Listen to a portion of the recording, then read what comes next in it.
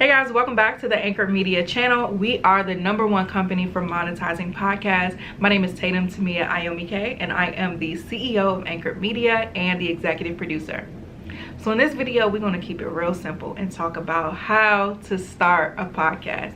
I know you guys may be watching previous videos saying, okay, Tatum, I understand all of this other stuff you're talking about, but where do I begin? Bring it in. Get your notebook. I'm gonna make it very plain.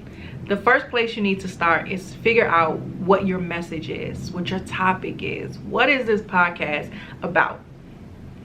And one of the things I love about our planner that we offer is that it really walks you through doing a competitor analysis, because I personally believe the first step to creating not just a podcast but a marketable podcast is to create one that stands out. So you may think, okay, this is the message I want to get out, this is important, or this is different because I thought of it, but you really want to validate whatever it is that you have to say by taking a look at what's out there and figuring out how you can not only get your message across, but get your message across in a way to where it stands out from others in your category. So pick a topic with all of this knowledge that you now have by looking at other shows and doing a SWOT analysis and all the things we discussed in the planner. With all of that intel, then I want you to pick what your topic is going to be. After that, you got to name your podcast. So what is going to be the name of this show? Now, when you're figuring out the name for your podcast, it needs to be plain, it needs to be clear, and it needs to be clear not to you, but to who your ideal listener is. A lot of people, they create shows where it has this deep meaning to you, but Susan from North Dakota in the middle of nowhere does not know what that means to you. That person or whoever is looking for podcasts that speak to them and their needs. So when it comes to your topic and your name, this is where you create for your consumer. You come in the message, but with the topic and the name, you create for your consumer. One of the podcasts we work with is called Therapy as a Christian. It's clear.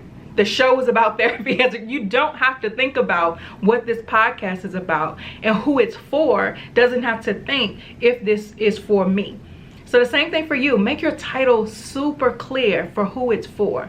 If you have to explain what it's about after telling someone the title, it's not clear enough. Go back to the drawing board. Next, get your podcast art design. You can go to Fiverr.com, have someone create it. The great thing when somebody else creates a podcast icon is they know the dimensions and the specifics that's required to get approved. So you can create it yourself, but a lot of people get caught up in the approval process on things that's small like artwork. Just get someone else to do it who knows how to do artwork that's specific to Apple qualifications and get it done. Also, when thinking about your artwork, because again, we don't just want to launch shows, we want to build profitable podcasts. So with your artwork, make sure it appeals to who you're speaking to. If you're speaking to an audience that is primarily women and you're a woman, put your face on the cover, because that's going to let women know, oh, this is probably for me. If you're speaking specifically to Black people or African Americans, put your face on the cover. If you're Black, put your face on the cover so that we can see, oh, this is for me, this is for us. Especially if you're talking to Black women specifically. As a Black woman, if I see a certain subject that's relevant to me, that I'm actively looking for, and the host looks like me, it's a no-brainer if I'm going to press play on that show or not. So if you're in your demographic as far as your gender or your race, I would suggest putting your photo on the cover of the podcast art.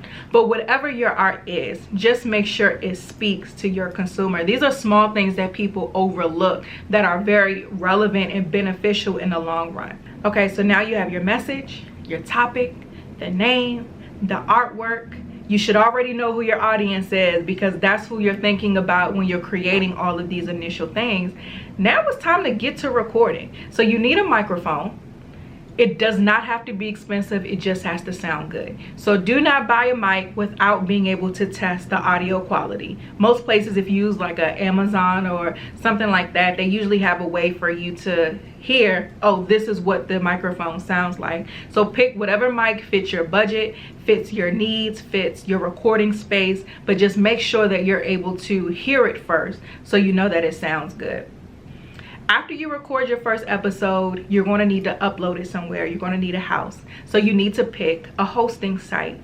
I suggest choosing a hosting site based off of how easy it is to operate.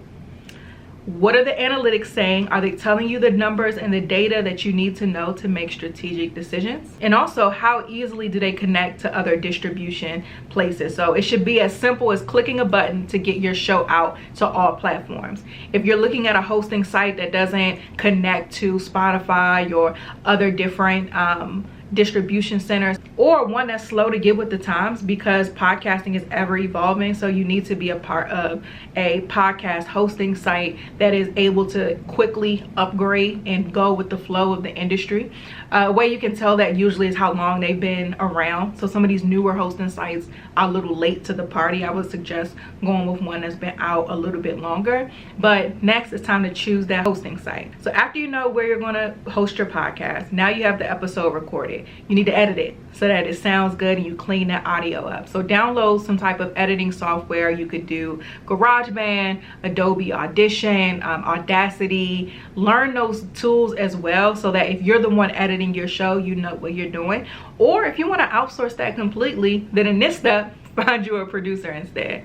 Okay, so now the episode is recorded. You know where it's hosted at. You got your editing software or your editor in mind. Now it's time to listen back and clean it up. I am a huge proponent of listening back to your messages. You won't really know what it takes for you to improve as a podcaster if you've never done it before. So don't start fixing problems or identifying problems after you've already published it everywhere. Do some test episodes first to understand how you sound on the mic. How are the acoustics where you're recording? Are you reading on the show, or how comfortable and confident are you on the microphone? Maybe you need to get some jitters out, so you may need to record more than one test episode, but I highly suggest recording first to get used to being on the mic, to get used to your messaging. A lot of podcasters I work with, they overplan. And the reason why they overplan is because they don't understand what they actually need. And they don't understand what they actually need because they haven't started to see how they are on the microphone. So some of them may spend so much time on planning their episodes or making sure that their points are structured correctly, when as soon as they get on the mic, they're natural communicators. And so I'm like, well, you don't even have to spend a lot of time here because you're able to communicate effectively. So let's spend more time on the marketing side so that people are able to hear that message. Some people are really good marketers. They will promote and hustle to get all those listens. But on the microphone, their message could be cleaned up a little bit better. And so by recording first, you're able to identify that problem and work on that before you get all of these listens into the show and you aren't able to retain them because the message isn't clear. So after you've done all of this, you understand what you need to do to improve. Now it's time to get approved on Apple. So submit everything to Apple Podcasts. Start planning your episodes moving forward. Upload them to your hosting site and then start marketing so that you can get all the listeners you can to your platform. So podcasting in general is so simple to start, but how to start correctly, it takes strategy, it takes intention, and it takes really getting in tune with what you want to do and what's the best method to get your goals accomplished. So if you want to learn more about how to work with us at Anchor Media to help you accomplish those podcast goals, visit us at anchormedia.com. We also have a checklist for you if you just want to check off everything that you need to start your show. Click the link in the description to get access to that. And again, don't forget to like or subscribe and hit that notification bell so that you don't miss when we post another video. And I'll see you in the next one.